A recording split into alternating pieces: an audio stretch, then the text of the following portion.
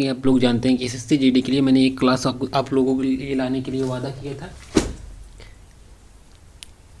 जिस क्लास में हम आपको एसएससी जीडी के इम्पोर्टेंट टॉपिक कवर करवाएंगे, जो कि एसएससी एक प्रैक्टिस सेट है। ये इस सेट को आप कंप्लीट करेंगे तो आपका नंबर जो है वो बढ़ जाएगा। ये हम एडुकेटिव की जो पैटर्न है न्यू, उस पैटर्न पे बात करेंगे। इसमें जो एडुकेटिव का न्यू पैटर्न है उस पर बात करेंगे, क्योंकि एडुकेटिव कहाँ से क्वेश्चन पूछ रहा है ये।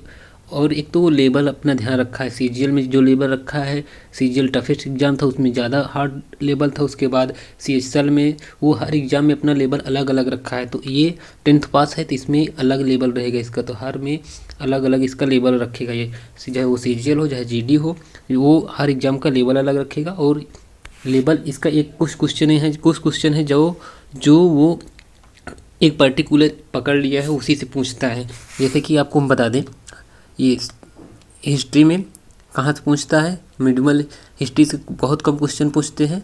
ये एशियंट से पूछता है, मुगल वंश से पूछ रहा है क्वेश्चन, यहाँ से पूछ रहा है। तो हम ऐसे करके सारा क्वेश्चन हमने सारा डाटा एनालाइज किया, उसके बाद बेस पे हम क्वेश्चन करा रहे हैं। हम मेन टॉपिक हर टॉपिक कराएंगे, हर क्वेश्चन कराएंगे। आप जो टारगेट देंगे आप उसको पढ़ते रहिएगा, ताकि आपको ज़्यादा से ज़्यादा सिलेक्शन के करीब आप जा सकें। सिलेक्शन के करीब नहीं, सिलेक्शन लेके जाएं आप। हड़प्पा सभ्यता के निवासी थे, ग्रामीण थे।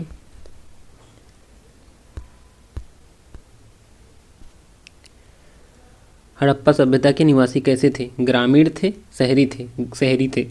हड़प्पा सभ्यता के निवासी शहरी थे। हम हड़प्पा सभ्यता के बारे में पूरा अच्छे से पढ़ते हैं। हड़प्पा सभ्यता के लोग, हड़प्पा की कब खुदाई हुई, कब सारी चीज़ें पढ़ते हैं। हड़प्पा की खुदाई कब हुई थी? दयाराम साहनी ने 1921 में किया था। रावी नदी के तट पर स्थित है, पाकिस्तान के माउंट मीमोरी जिले में। माउंट गोमारी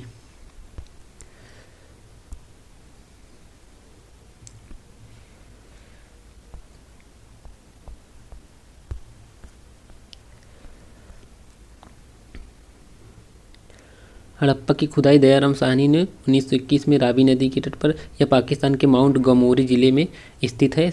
वस्तुएं यहाँ से क्या क्या वस्तुएं मिली थी? जैसे श्रमिक आवास मिला था, अन्नागार मिला था, कुम्हार के चाक मिले थे, मातृ देवी की मूर्ति मिली थी। कहाँ से मिली थी? हड़प्पा से। लकड़ी के ओखली मिली थी, ताबूत मिले थे, स्वास्तिक निशान, जो स्वास्तिक निशान ऐसे होता है वो स्वास्तिक निशान मिला था। कहाँ से मिला था? हड़प्पा से मिला था। RH37 कब्रिस्तान, RH37 जो कब्रिस्तान है सेम ऐसे लिखा हुआ वहाँ पे मिला था, पर अब इसका ऐसे RH37 करके हड़प्पा की खुदाई में मिला था। और हाथी के कपाल मिले थे, हाथी की खोपड़ी मिली थी। कहाँ मिली थी? हड़प्पा सभ्यता में। नेक्स्ट क्वेश्चन की हम बात करते हैं। हमारे सौरमंडल के किस ग्रह को भोर का तारा या सांझ का तारा के नाम से जाना जाता है? तो किसे जाना जाता है? शुक्र को जाना जाता है। सेकेंड क्वेश्चन, शुक्र को। आप आज सौरमंडल के सारे क्वेश्चन, सारे टॉपिक सौरमंडल पूरा पढ़ लेंगे, इस रिवाइज करिएगा। शुक्र ग्रह ये निकटतम पड़ोसी, सूर्य का दूसरा सबसे निकटतम ग्रह है और पृथ्वी के सबसे नज़दीकी ग्रह है। ये सबसे पृथ्वी के सबसे नज़दीकी ग्रह है। आकार और घनत्व पृथ्वी के जुड़वा ग्रह भी कहा जाता है, क्योंकि आकार, साइज, द्रव्यमान लगभग पृथ्वी के समान है। इसका आकार और द्रव्यमान है, मास, ये पृथ्वी के समान है। चमकदार ग्रह है। यह चंद्रमा के बाद रात में आकाश में सबसे चमकीला प्राकृतिक पिंड या सांझ के तारा कहा जाता है।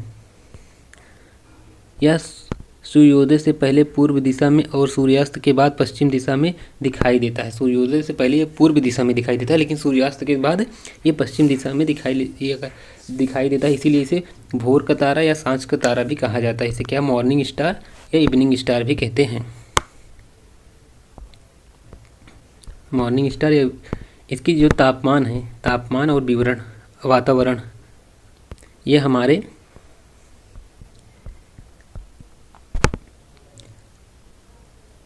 सौरमंडल का सबसे गर्म ग्रह है। हमारे सौरमंडल का सबसे गर्म अगर पूछेगा ग्रह तो कौन बताओगे? बता दोगे आप। इसका वातावरण मुख्य रूप से कार्बन डाइऑक्साइड CO2 से बना है, जो तीव्र ग्रीन हाउस प्रभाव पैदा करता है, जिससे इसका तापमान बहुत अधिक लगभग 467 डिग्री सेल्सियस रहता है। घूर्णन ये कैसे गति करता है, इसकी गति के बारे में बात कर लेते हैं। पूछ लेता है ऐसे क्वेश्चन, इसकी गति क्या है। शुक्र ग्रह की घूर्णन की दिशा अन्य ग्रहों से उल्टी है। अन्य ग्रहों से उल्टी है। यह पूर्व से पश्चिम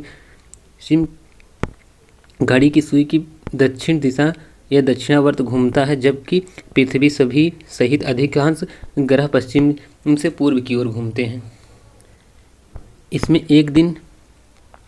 एक दिन अपनी धुरी पर घूर्णन करना लगभग पृथ्वी के 243 दिन के बराबर होता है।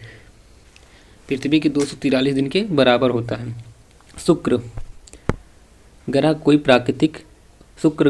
ग्रह का कोई प्राकृतिक उपग्रह नहीं है।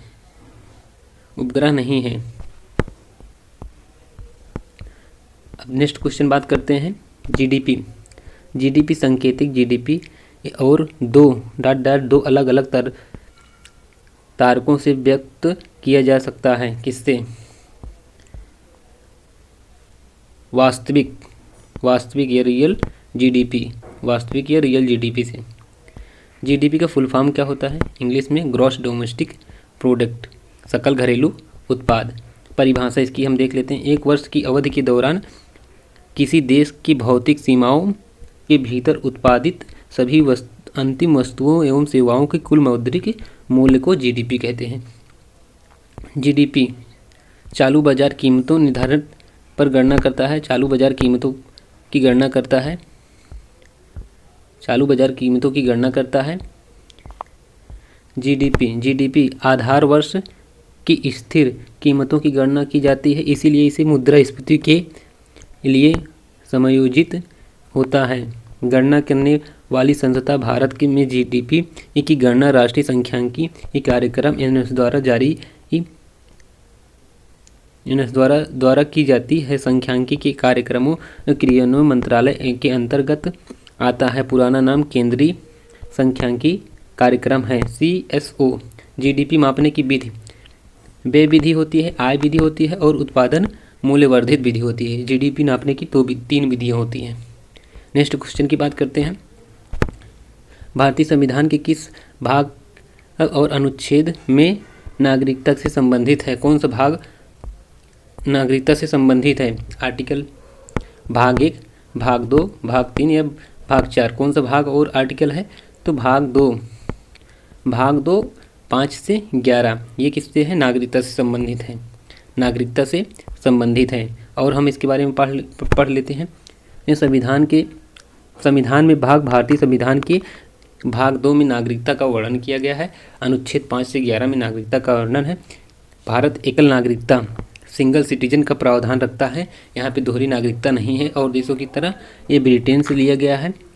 ये नागरिकता जो ली गई है, हमारा देश किस देश के संविधान से लिया है? तो हमारे संविधान में नागरिकता तो ब्रिटेन के संविधान से लिया गया। नागरिकता अधिनियम या भारतीय नागरिकता अधिनियम 1955 में पारित किया गया था। नागरिकता प्राप्ति के 5 आधार हैं, जिसे जन्म से, वंशानुगत, पंजीकरण से, देशीकरण से, क्षेत्र के अधिग्रहण से। जैसे कोई क्षेत्र हम लोग अधिग्रहण कर लिए, जैसे मान लीजिए जैसे कि हम लोग पाकिस्तान पे हमला किए और पाकिस्तान के अपने अंदर कर लिए, तो पाकिस्तान वालों को नागरिकता मिल जाएगी। ये क्षेत्र अधिग्रहण से, कोई क्षेत्र हम अपने अंदर ला लें। नेक्स्ट इसी के साथ नागरिकता समाप्त होने की 3 आधार हैं। परित्याग करना होता है, बर्खास्तगी होते हैं और वचन से। ये 3 होते हैं। कानून बनाने की शक्ति, नागरिकता जो होती है उसकी कानून बनाने की शक्ति नागरिकता के संबंध में इसको है एक शक्ति भारतीय संसद के पास है। आर्टिकल 11 में ये दिया गया है। निम्नलिखित में से नेक्स्ट क्वेश्चन निम्नलिखित में से किस नृत्यांगना को भरतनाट्यम नृत्य के लिए पुनरुद्धार का श्रेय दिया जाता है? उन्होंने कला क्षेत्र नामक कला अकादमी की स्थापना की है। किसे दिया जाता है? ये रुक्मणी देवी अरुणदेल को इसका श्रेय दिया जाता है। इन्होंने भरतनाट्यम को पुनः शुरू किया था। तमिलनाडु, ये भरतनाट्यम कहाँ का है? तो तमिलनाडु में। तमिलनाडु का शास्त्रीय नृत्य है। अन्य नाम इसे सादीरट्टम भी कहा जाता है। किसे? इसे सादीरट्टम कहा जाता है। नाम की उत्पत्ति यह माना जाता है कि इसके 4 शब्द हैं। जैसे भा से भाव होता है, इसमें राग होता है, ताल होता है और नृत्य डांस। इसमें 4 प्रकार के ताल होते हैं, भाव, राग, ताल और नृत्य। ये देवता भगवान शिव को समर्पित है। नटराज जिसे बोलते हैं इंग्लिश, नटराज ये भगवान देव शिव को समर्पित है। मुख्य विषय हिंदू धर्मशास्त्र और विशेषकर शैव एवं वैष्णव परंपराओं को। ऐसे पूछता है, क्वेश्चन पूछता है शैव और वैष्णव परंपराओं से संबंधित कौन सा शास्त्रीय नृत्य है, तो आप सीधा बताइएगा भरतनाट्यम। भरतनाट्यम कहाँ का है? तमिलनाडु का है।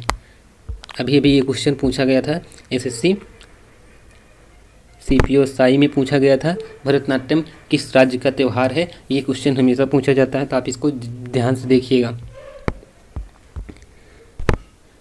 यह नृत्य एकल रूप से किया जाता है। एकल रूप से किया जाता है। इसे नाटकीय तत्व सामंजस्य होते हैं। प्रस्तुति क्रम, इसके प्रदर्शन की एक विशिष्ट क्रम होता है जिसकी शुरुआत अलारी रिप्पू फूल का चढ़ाना से होता है, अंत तिल्लाना से होता है। शुरुआत इसकी अलारिप्पू से होती है जिसका अर्थ होता है फूल का चढ़ावा और अंत इसका जो होता है तिल्लाना से होता है। कलाकार, इसके जो प्रमुख कलाकार हैं इनके बारे में पूछ लेता है, जैसे कि रुक्मणी देवी अरुणदेल हो गई, ये तो आप देख ही लिए। ई कृष्ण अय्यर हो गए, यामिनी कृष्णमूर्ति हो गई, सोनल मानसिंह, पद्मा सुब्रमण्यम, मृणालिनी साराभाई। ये नाम बहुत इंपॉर्टेंट है। सोनल मानसिंह, सारे नाम जो है इंपॉर्टेंट नाम हम लिए हैं। ये सारे नाम आप याद कर लीजिएगा, भरतनाट्यम से इंपॉर्टेंट नाम है। नेक्स्ट क्वेश्चन हम बात करते हैं।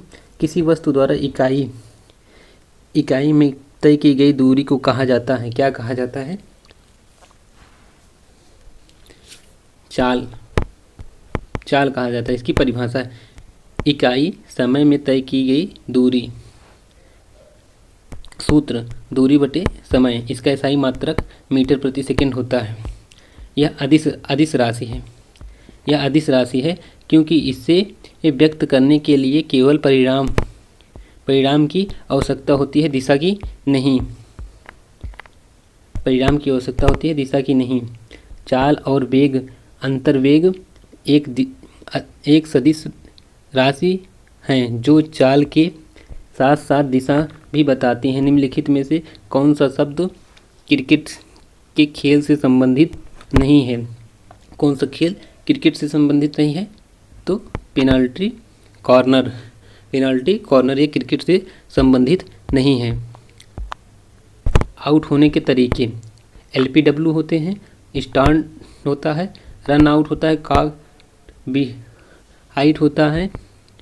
अन्य जैसे डकवर्थ लुईस नियम, ये डकवर्थ लुईस नियम किस खेल से संबंधित है? क्रिकेट से संबंधित है। हैट्रिक क्रिकेट से संबंधित है। फॉलो ऑन क्रिकेट से संबंधित है। ये सारी चीज़ें आप याद कर लीजिएगा। ये क्वेश्चन GD में बहुत पूछता है और भी एग्जाम में पूछता है, SSC के सारे एग्जाम में पूछता है।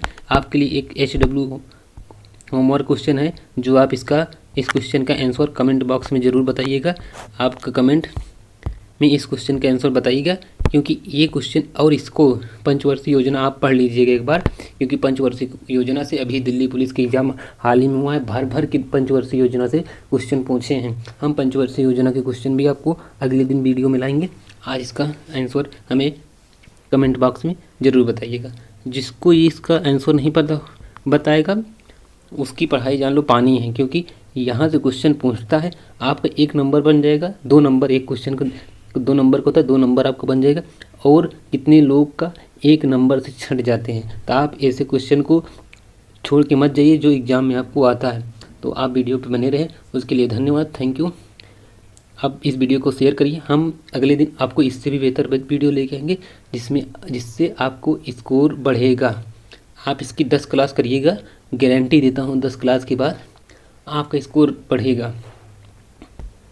Thank you.